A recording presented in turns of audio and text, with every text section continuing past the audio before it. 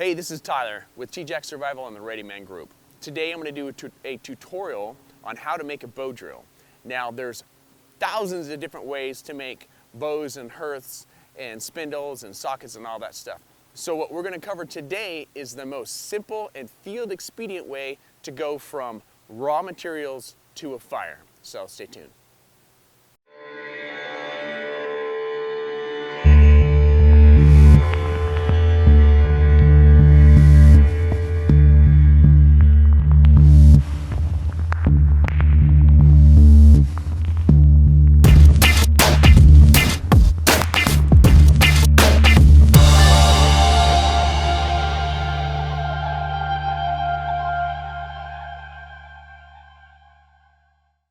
So there's four major components to a bow drill. There's the bow, the spindle, the hearth board, and then some sort of socket on the top. Things to remember about these individual parts are this. The hearth board and the spindle ideally are made of not only the same material but the same branch. The reason being is if you have a hardwood going through a softwood, it tends to burn through the hearth board before you can make a good pile of ash. Or if you have a hardwood and a softwood, it tends to destroy the spindle again before you can make a good pile of ash. Can it be done? Yes, but there's easier ways. So the easiest way is to get a softwood hearth and from the same branch or tree, a softwood spindle. Now, instead of memorizing the trees so that you have to identify the tree in order to figure out what type of wood to use, just use the fingernail test. All you do is push your fingernail into the wood, and it leaves a small little mark. If you can leave a small mark in the spindle or the hearth board, you know it's soft. It can be done with hardwoods as well. The problem is it takes a little bit more effort. The only woods that you don't want to use are green woods and woods that have pitch or sap in them, like a very resin-thick pine. The reason that you don't want to use the resin-thick pine is because it tends to build a little layer that glasses over and it just sits there and smokes and squeaks and doesn't work. So, simple to remember, get yourself some softwood. When it comes to the bow, again, anything will work. It doesn't matter whether it's dense or not. However, what you want to use is green and fresh, as green as possible. This is my advanced bow, and it takes more time to construct. Today I'm going to show you a real quick and simple way to make a bow out of just something green. If you get something green, it already has a little bit of flex to it, and it gives you the ability to either fire dry it or dry it in the sun, which gives you that rigidity. When you get that rigidity or that springiness, it helps with the string's ability to contract around the spindle and function better. The last part is the socket on top.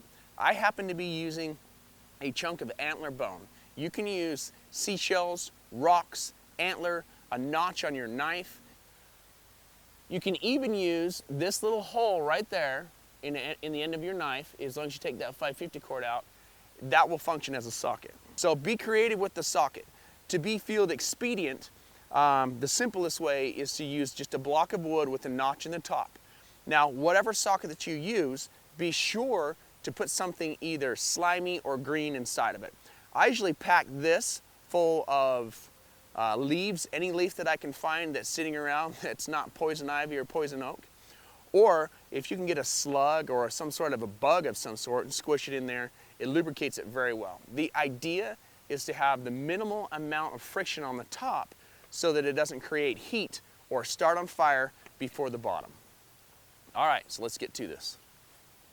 So when it comes to choosing a bow, this guy right here is going to work perfectly. You want it thicker than your thumb and you want it longer than your armpit to just past your fingers. You can make a fire with little itty bitty bows, but it takes more effort. Remember, this is the simple field expedient way to do it. So a longer bow means a longer time that you can keep that spindle under tension and speed before you have to turn around and go the other direction. So pick something that's as big as you can handle and still be able to control, which tends to be, again, from the armpit to just past the fingers. Now, ideally, you would be doing all of this with the hatchet or a big knife in order to cut and carve the big flat planes of the hearthboard and everything easier. However, because we're talking about the easy way to come up to a coal in an emergency situation, the only thing I'm going to use is the smaller knife. So while I go ahead and cut this, let me show you how to do a push cut. In order to do a push cut, all you do is bend it to the limits of its ability to stretch and cut straight down. Now remember, this is basically a semi-hardwood in the middle with fibers on the outside. So the objective is to push through those fibers on the outside and then see how well that cuts. Once you cut those fibers on the outside, that's how you take down a thicker bush with just a small knife. Another way to cut a larger branch like this is what we call the rose cut. Essentially, you cut the fiber around the outside or the bark and then break it in the middle.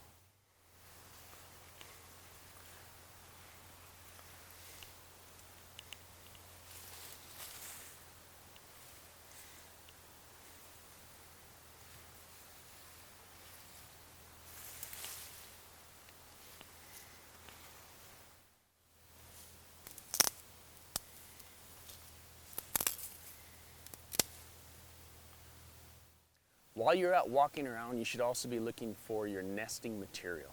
Nesting material is best found in these woods by getting the cambium layer of cottonwood trees. That's the internal layer behind the outer bark and in front of the hardwood in the middle. So when you run into that, gather as much as you can.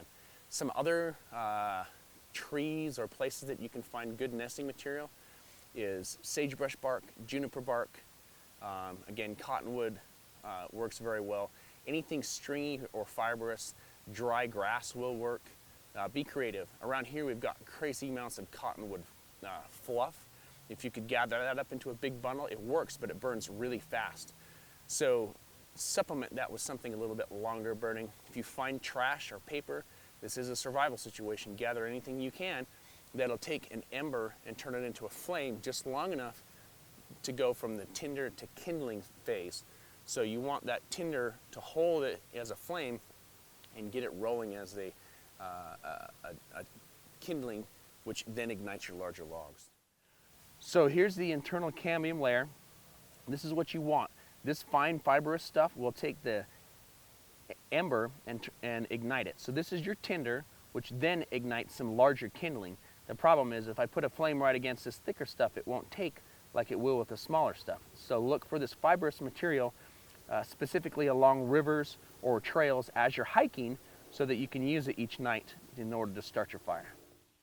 All right, now when I cut this, I made it way bigger than I needed. I also picked something almost straight. A lot of times people will make what I'm gonna call the Indian technique for a bow and bow drill, and it's kind of got a big long curve.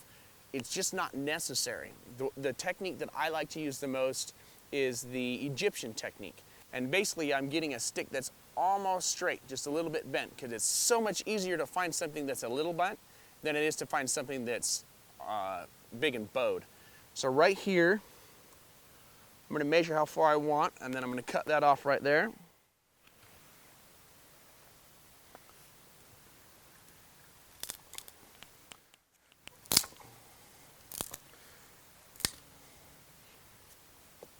Now that I've cut the base off, stick this out again.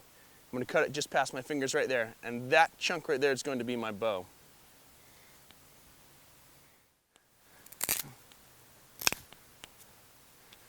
There I have my bow. Now all I'm going to do with this bow is clean it up a little bit. Like I said, this is, in this type of a situation, I'm looking for fire quick. After I have fire and shelter and water and food and all that other fun stuff, then I can start making a more pretty looking and portable, lightweight, functioning bow drill. But until then, I just need to make something that'll get me fire now. So I've got my bow. It's a little bit longer than the armpit to my pointy fingers. And I'm gonna come back about a thumb's length of distance, and I'm gonna do a bidirectional rose cut. What that's gonna do is leave a spot for my 550 cord to rest in my bow. It's just a little press cut in circles, and then I'm gonna hold the knife high and rock it. That way I don't slip. Okay. That's gonna leave a little notch. Then I'm gonna go all the way around with on both ends, and then I have a place for my string. So now I've cut a basic notch on this end, and a notch on that end. Now all I need is string.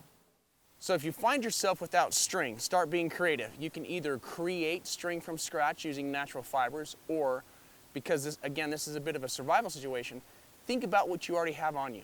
I came out without shoes on,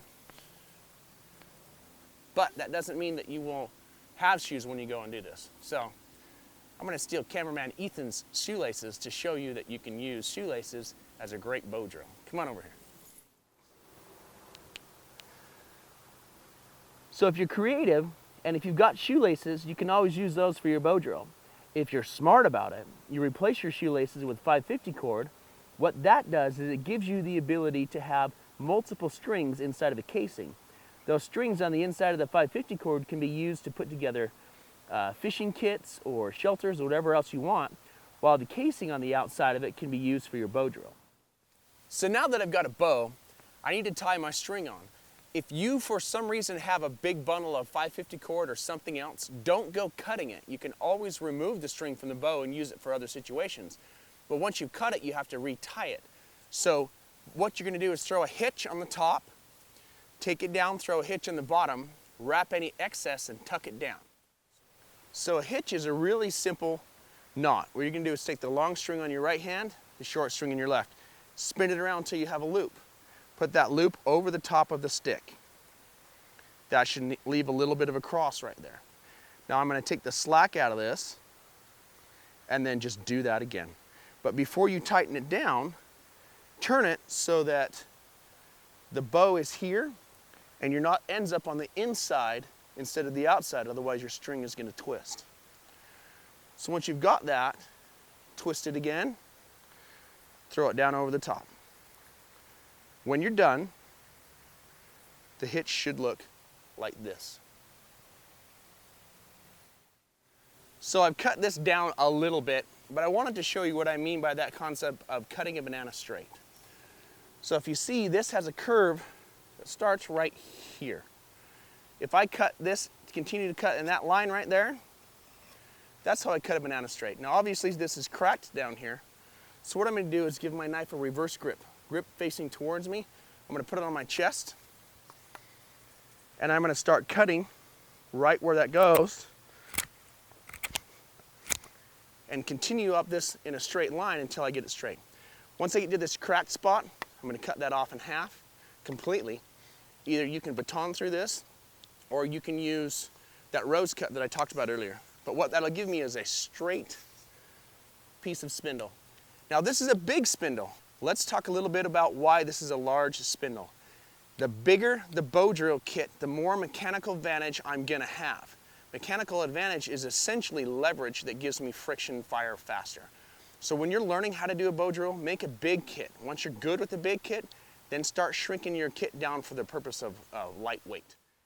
The ideal spindle is gonna be the length of my instep to my knee. The reason is, when I put my socket on top of here, and I lean down, it gives me leverage to push down on that spindle. So when you're cutting your spindle, make it the length of about your knee to your ankle. Whenever you cut on the ground, put a piece of wood on the ground first. If you are cutting and you run your knife into the ground, it's inevitably going to hit rocks and jack up your blade. So what I'm going to do in order to get this straight is I'm going to put it on my chin. I put my thumb on the top of the stick, put that on my chin, and now I can see down the stick, and it lets me know what needs to be smoothed off. Ray Mears, I always see him say, 5% extra effort equals 100% extra comfort. So I'm going to take extra effort to make sure all of the gray is removed from this, and to make sure this spindle is perfectly symmetrical around. Because when I run my bow drill, I want it to feel like a marble rolling across the flat floor. It shouldn't go thump, thump, thump, or wobble, wobble, wobble, or squeak. If it does, refine that bow drill so that it can be more smooth. That frictionless top and that smooth grinding is what's going to create a quick coal.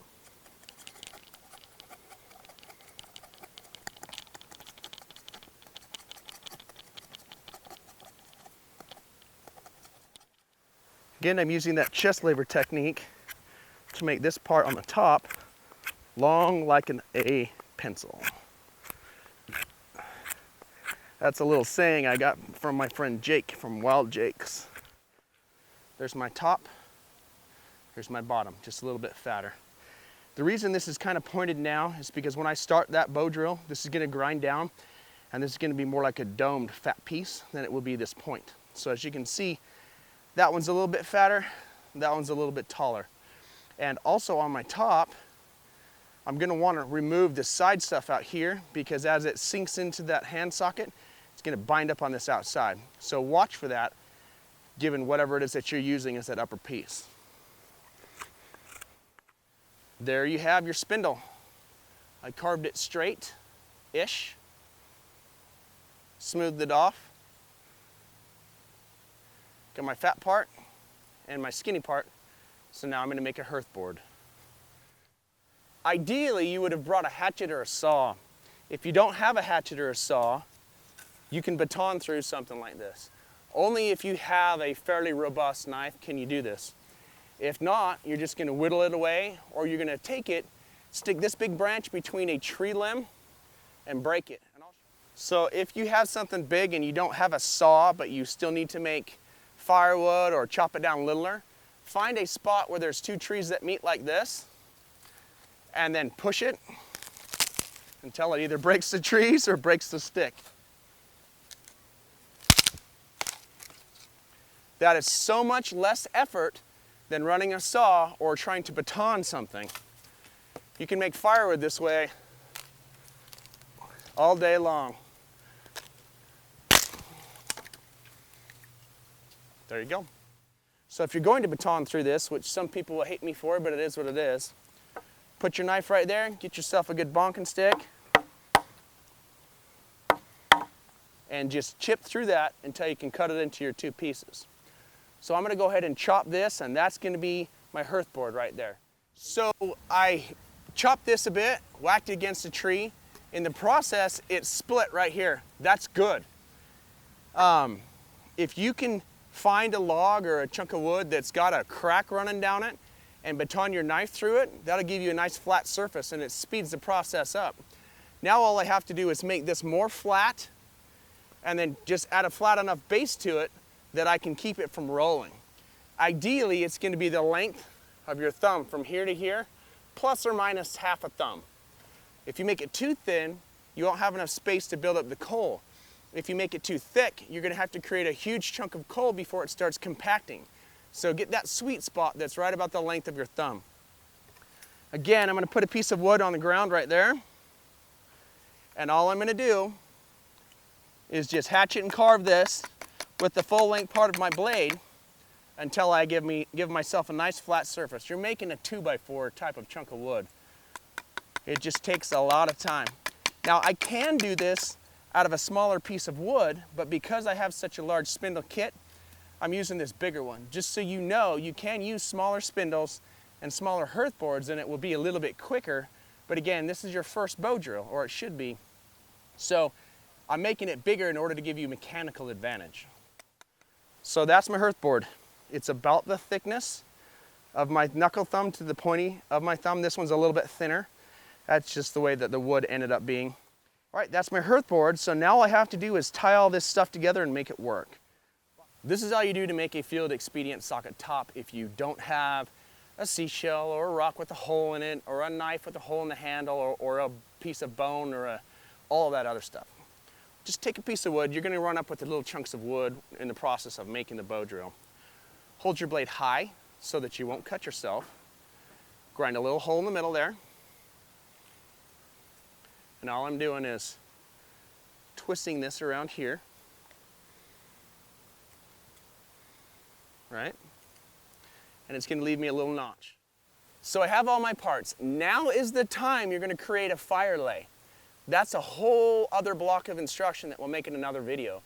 But real quickly, 2 fire dogs, a shelf, or a platform, a shelf behind it, put your stuff in there. Because if I make a flame and I don't have a properly made fire lay to bring it to, it's just going to burn out. You're going to have to start over from the beginning. So get your fire lay, get your nesting material, make a nest out of it, put your bow together. Once it's all assembled properly, then you can start the process. Goes inside 1, 2, 3 times. Now, in order to get the correct amount of tension, especially if you're using something like 5/50 cord or something that's stretchy, you wrap it 3 times, pull it tight, really, really tight. Then turn it at a 45-degree angle and pull it as tight as you can get it, since this is some really stretchy string. Put your thumb down right there. That's where you want to put it. I'm going to do my hitch that we talked about earlier. Tighten it good, and my left thumb's holding it in place so that it doesn't slide. And that is how you measure it. Don't be afraid to reset this multiple times in order to get it right. And whatever you do, don't leave excess string hanging off the back of this. Otherwise, what's going to happen is it's going to wrap up inside of your spindle while you're running your bow drill and shut everything down. Now I need to do my burning process. This is a big old fatty spindle, so I'm going to put it right in the middle. What I would do if I didn't have such a fat spindle is, again, I would measure about half a knuckle distance in from the edge so that once it goes down, it'll fit inside of there. Once I've got the spot I want to put it, and I'm going to start in the middle of the hearth board because it's easier to control. Again, I'm going to choke high on the knife, and I'm going to curl like this until I create a little divot.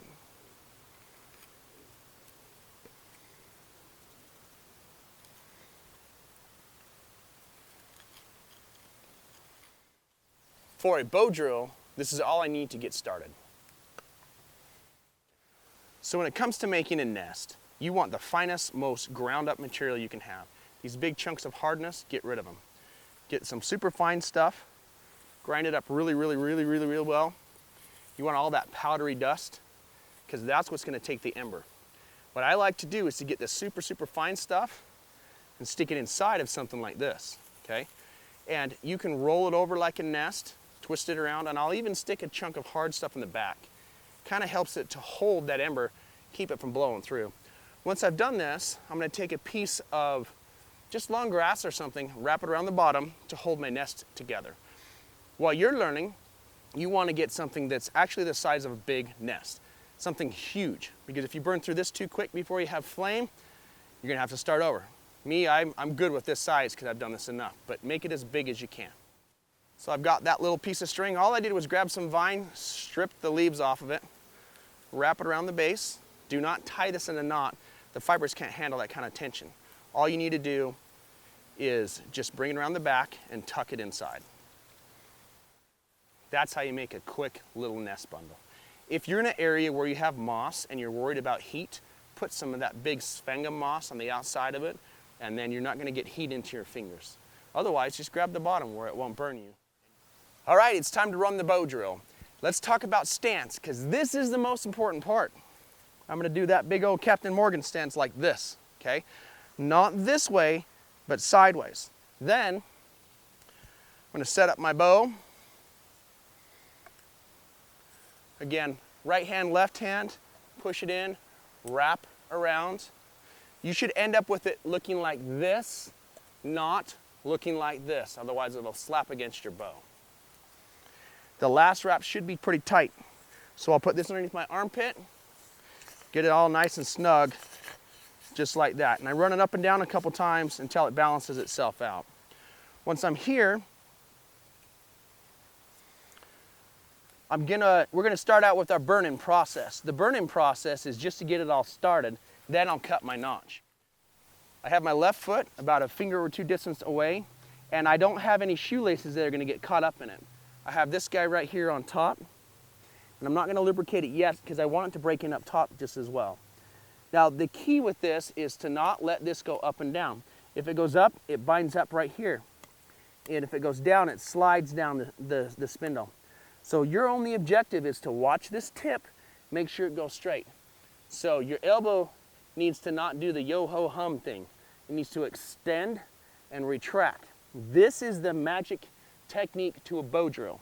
Make sure that it slides along smooth, okay? See how little of effort?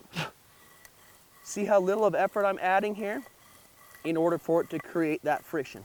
And if it starts to bind, immediately reverse, lower your bow, and do it again. Also, if you put your finger right here, it gets you a good level of tension on that bow.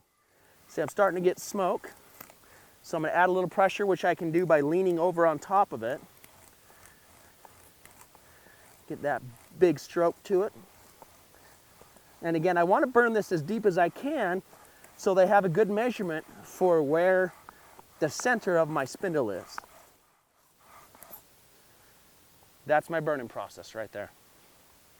Now, as I did that, I've noticed that this has loosened up a little bit. So again, don't be afraid to retension your string.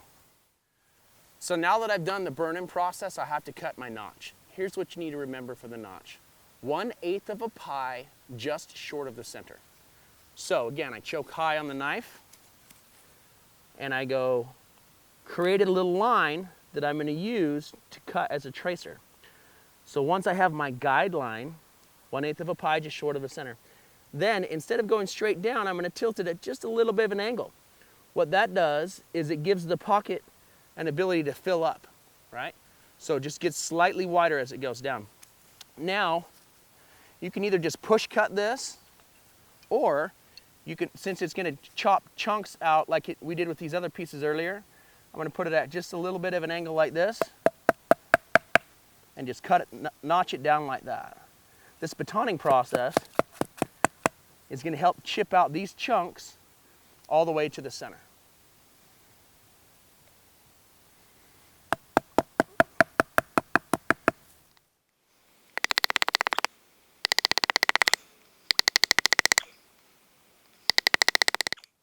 Once you have cut through the majority of this stuff, batoned out the big chunks, then you just basically hold high and press cut. Don't put your hand anywhere close to this. Keep it a good distance. If you cut your hand open in the field, that may be the thing that kills you because you don't have the ability to stop the blood or cure infections. So make sure that safety is paramount when you're doing all this stuff. And again, I've got a piece of wood behind it so that if I slip, I'm not going to go into the rocks inside of the dirt and mess up my blade. Now, as I use my spindle, this hole is going to get bigger. And it's important not to go to the dead center. It's got to be inside the hole, otherwise the spindle won't shovel char into the notch. But if it goes all the way to the center, it gives you a higher probability of busting these two pieces out. So make sure that when you cut this, you don't go all the way to the center, otherwise you'll get a knife blowout. Also, to widen the sides, just get the angle to where it cuts and then slide down those sides, and you can kind of smooth this off and deal with that. So the last part I'm going to do is just to cut these at angles, just like that, to create kind of a pile hole for the pile to build on. Went and got myself some big leaf. I got something green and growing right next to the river. It's going to leave a lot of slime to go on the inside of this. Now it's time to create the ember. Now I'm not going to be able to talk the whole time while I'm doing this, so let me explain to you what I'm about to do. I put my nest here to the right side of my kit so that I can go bring the nest to the coal once it's made. I have a big chip on the bottom to catch the coal, and nothing out here in front to bunk into my bow as I'm driving it.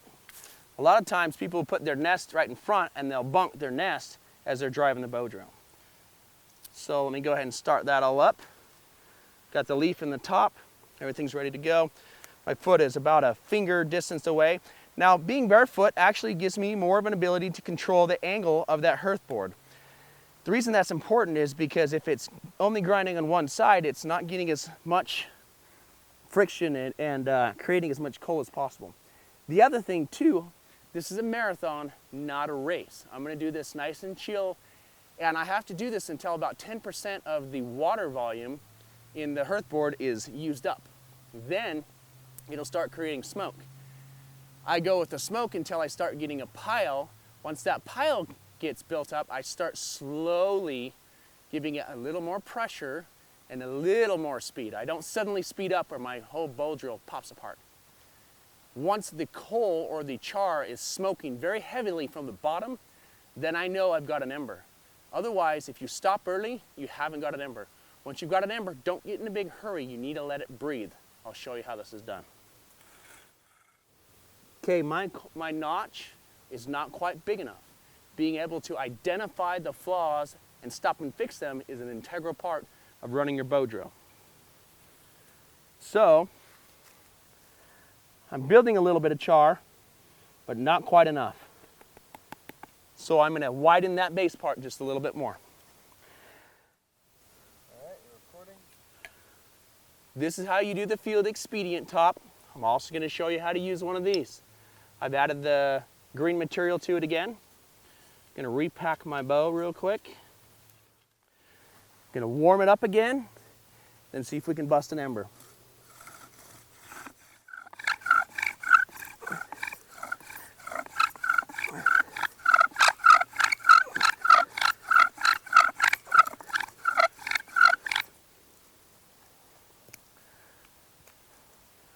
I get a little coal right there. And tap all this down. And I'm going to let it breathe. I'm not going to blow on this with my lungs. I'm going to use my hand to introduce enough oxygen to start it up.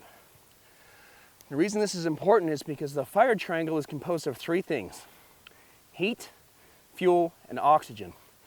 Right now I've got heat in the form of friction. There's 2 coals there. Fuel in the form of char. So I need to introduce the oxygen. That's a big old fat pile, and I have 2, maybe 3 coals in there. If I blow on this long enough, they're going to connect and give me one big fat coal. So again, like I said, I'm not in a big hurry, just letting it go, trying to get these 2 to grow into each other. It's really hot. It is a coal. I mean, I'm touching it quick, but do understand you can burn your fingers with these. There we go. Now what I'm going to do is bring my nest over here and introduce that coal to the nest. All right? Think of this like a squirrel. I got that idea from my friend Mikhail. He said, a squirrel, you got to hold it tight enough that it won't get away and loose enough that you won't kill it. Now I can either blow on it, or the technique that I like the most is to fly it around like a little airplane, okay? And basically that works like this. I just fly this thing around like an airplane. This gives me the ability to breathe while introducing oxygen and not blow it out or run out of air. So this is a constant stream of air on that coal, which is the key part of the fire triangle, adding the oxygen, until eventually this is going to burst into flame. The more, if you are blowing on this, the more smoke, the more force of air you use. But in the beginning, you just blow a little bit. As you can see, that's how I run it to flame. Now I'll take this and introduce it to my fire lay. I'm going to go throw this in the river.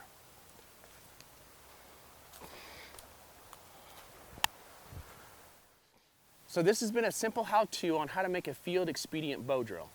We make a very large, overly sized kit that gives you the ability to have mechanical advantage, which gives you an ember quickly. I have the hearth board, spindle, a top notch or socket, or some other, whatever you want to use. The bottom of a pop can smashed into something works really well. Slamming a penny down inside this works well. Piece of aluminum, something to make it slick. Using a bearing off of a skateboard or something works really well. And then my bow with the shoelace. Be creative about the string.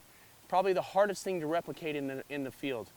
Later on, we're going to show you how to do a more advanced bow so that you have something that is lighter weight, more springy, and higher quality materials. All right, guys, thank you for watching.